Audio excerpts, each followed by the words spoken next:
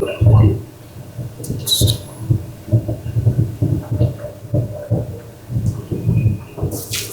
man in the front.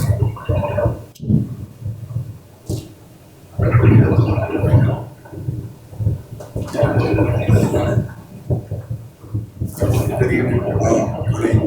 Quanzeli is over 10 Florida Senior Political Science major.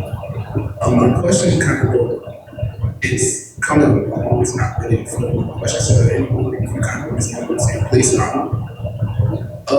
So I'm thinking about, okay, so I was thinking about what kind of spaces where like Black achievement and Black excellence is kind of celebrated, right?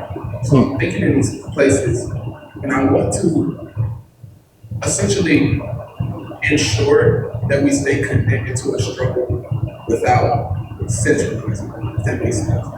Let me give a little bit back. I come from a place where I share a house with 13 friends.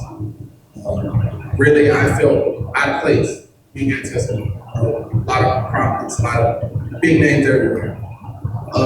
So as I'm coming along, I try to, I hate to say this word, pull people with me, bring people with me when I go to high places of higher expectancies.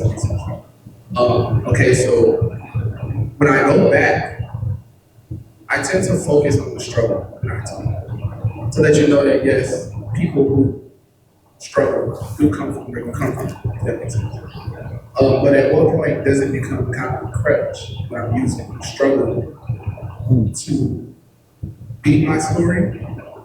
At what point do I kind of switch it to struggle to exit? If you get what I'm saying. I think I get what you're trying to say, but I think, let me just share a few things. If it resonates with you, hold on to it. If it doesn't, feel free to throw it away in the garbage can. That's the way I look at things. So number one, there's a poem called Live Your Creed. I'd rather watch a sermon than to hear one any day.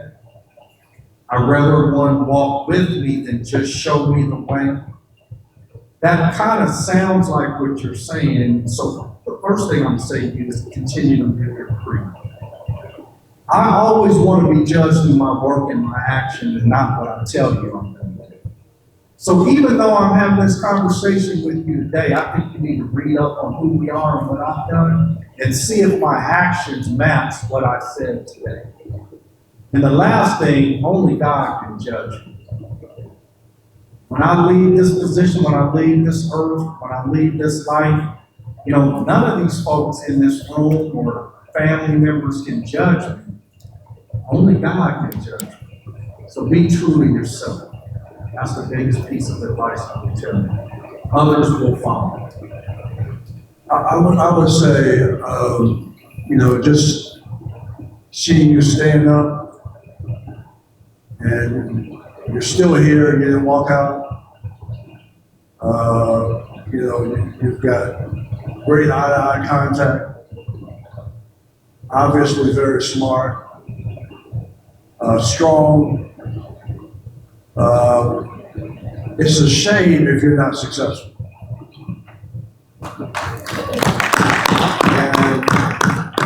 And you have the ability, you're at, Tuskegee, got all the information you want here.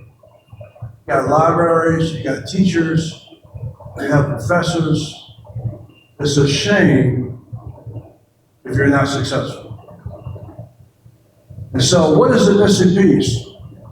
Man, you're young, strong brother, got lots of good food back there, lots of support right here. It's a shame if you're not successful. So what's the missing piece again? The missing piece in the challenge is to change the way you think and feel about yourself. And you can't do that based on the current learning system. It's not even set up for you to be successful. It's set up for you to basically be a worker and take orders. And until you change that process around, you will always be a follower. You can't help a lot of people for the most part. Because you're not growing, you're not developing, you're not building, you're not organizing, you're not creating or designing your own future. You don't even own yourself. And will never be able to own yourself till you understand how to take information and education and make it relevant to what you love in your life. It's impossible. And if you get that, if you can turn that around to where you become a reader and a learner, and you read and you take that information and apply it to your personal and professional development, and find an expertise or find something that you love and care about that you can become an expert in, and then you apply that to the American Free Enterprise System, you never have to worry about freedom. That is freedom. And so if you can get that, you understand what I'm talking about, which you do, you're smart enough to be able to understand, I'm keeping out in your head, then you can bring as many people along as you want.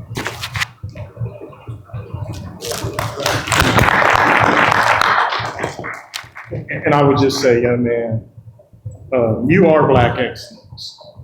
You are Black excellence. Your lived experience is always going to be relevant in your life. It's always going to be a part of who you are. It's always going to be an example for people you don't even think are watching you, but they're watching you.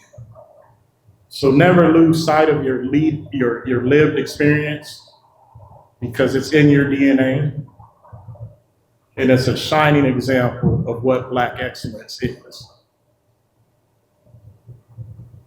And if I could just add something, don't get hung up on the Black. Just be good and great at what you do. The Black is not going to change. Color of your skin is not going to change. It's what you put in your mind so that you can transcend race. You want to get beyond race. And you want to just be the best you can possibly be and utilize the whole world, the global marketplace, as a way to empower yourself every single day. So wherever you go, just like you stood up, you can stand strong, look us in the eye, and keep being the best person you can possibly be every single day. And then take care of yourself and your family, and then serve the community based on what you're able to create for yourself in the world that we live in. One quick footnote, Big Brother, you said something, excellence. Excellence knows no color. And let me just make a point. I was a civil engineering major at Texas Southern University. The same calculus class that I took at Texas Southern was offered at Stanford University. Structural analysis is the same at Texas Southern as it is anywhere else. So I don't need to put Black on it. I know the material is excellence. So understand that you are excellent in who you are and how you walk into the world. Don't put Black on it. You're excellent. You're an excellent man, excellent human being. And carry yourself that way, okay?